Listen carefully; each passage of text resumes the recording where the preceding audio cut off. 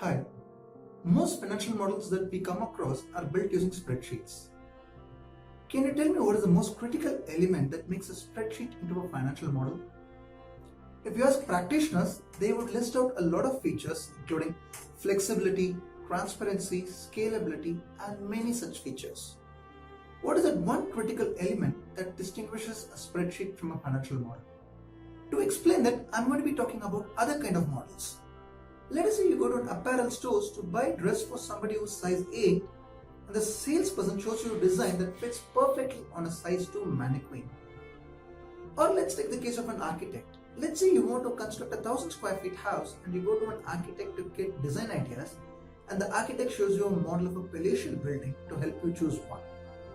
Or let's go back to our school days. Let's say you are appearing for a board exam and your school, in order to help you with your preparations, is organizing a model exam. But in the model exam, they end up asking a lot of questions based on MCQ when you know that the actual board exam is going to ask you to derive a lot of theorem. None of these models were useful for their purpose, right? Why? Because none of them represent the underlying phenomenon correctly. If you are looking for a dress for a size 8, well, I would prefer a mannequin that's of size 8, not size 2, isn't it? So that means what is the most critical element of a financial model?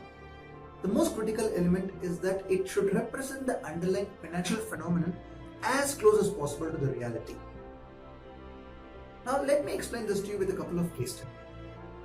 So here is an entrepreneur who runs a cafe that provides service very similar to that of Starbucks, but she has only one unit. Now she has hired an analyst to help her with her business model. The analyst starts by analyzing the revenues.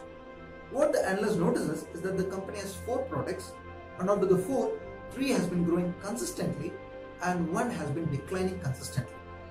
So accordingly, the analyst forecasts growth for the 3 products that's been growing and decline for the 1 product that's been declining, and accordingly arrives at a forecast. What is your view on this financial model? At this juncture, I'm not even talking about the accuracy of the forecast. The forecast might turn out to be correct, may turn out to be wrong. But does this model properly represent the underlying business of a cafe? Ask yourself this question. Do you go to a cafe to drink beverage, or do you drink beverage because you want to go to the cafe? For most of us, it's a second case. For us, cafe is a hangout spot where we want to hang out with friends, catch up with business clients, or just relax and do some work. And while we are there, we also order beverages, isn't it? Now let's reflect on this particular model. Does this model represent this business?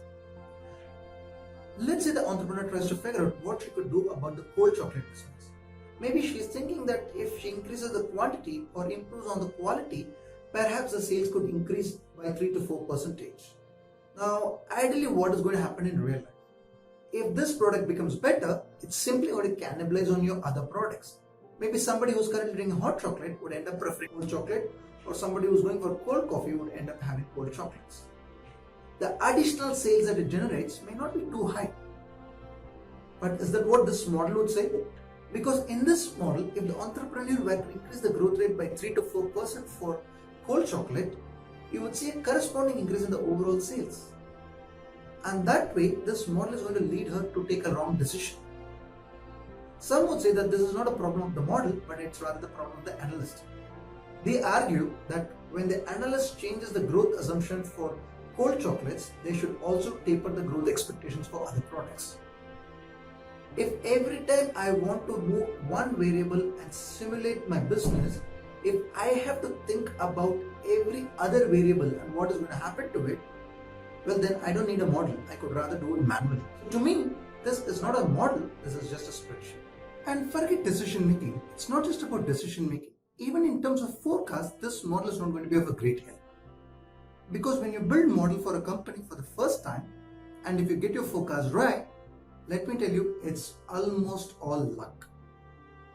Most of the time when you forecast for the first time, you're going to get things wrong. We'll then analyze what went wrong, and accordingly, we would be fine-tuning our research and analysis process. Let's use this model. Let's say the next quarter sales number looks different. And then we noticed that the hot coffee sales was less than what we expected, and rather there was more sales in cold coffee. What are we going to do about it? Are we going to blame the barista for making less hot coffee? There are many such examples where practitioners mess up. One such scenario was when I saw a company, it was actually undergoing problem with its sales. The sales team was not able to bring in enough orders.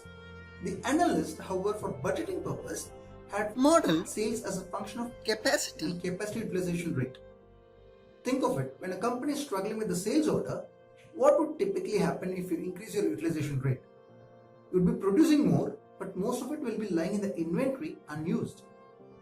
But this model would rather show that when you improve the utilization rate, that your sales would go up. Again, it's going to lead the entrepreneurs into taking the wrong decision. So why do some practitioners make this mistake? Most often this is because that they do not understand the meaning of a financial model. A lot of time what happens is, let's say an analyst built a model for a company and she was successful in raising funds. Now in the firm, this particular model ends up becoming a template. Everyone else, whenever they look at a company that belongs to the same industry, would be using the same as a template. Bankers and investors as well, because they once got a template, they continue to expect other models to also follow a similar template so that it's easy for them to compare across companies and across timelines. Few bother to actually question whether this model is suitable for the current business in its current context. Another reason for the problem is that many view financial modeling just as a forecasting tool. So if the model throws a forecast that's very close to the actuals, they think it's a great model. I'll perhaps explain this through another vlog, but the main purpose of financial modeling is not forecasting. In the last episode, in my definition of financial modeling, I gave you 3 elements. Today we focus on the first element, which is about the representation, and we learned about the sort of mistakes that practitioners make when they do not give importance to this particular term. In the next episode, I'll be focusing on the second element, which is on mathematical equations. We'll be focusing on the importance of framing the right equations, the sort of mistakes practitioners make, and I would also talk to you about the role of statistical techniques such as regression in financial modeling. Until then, see you and take care.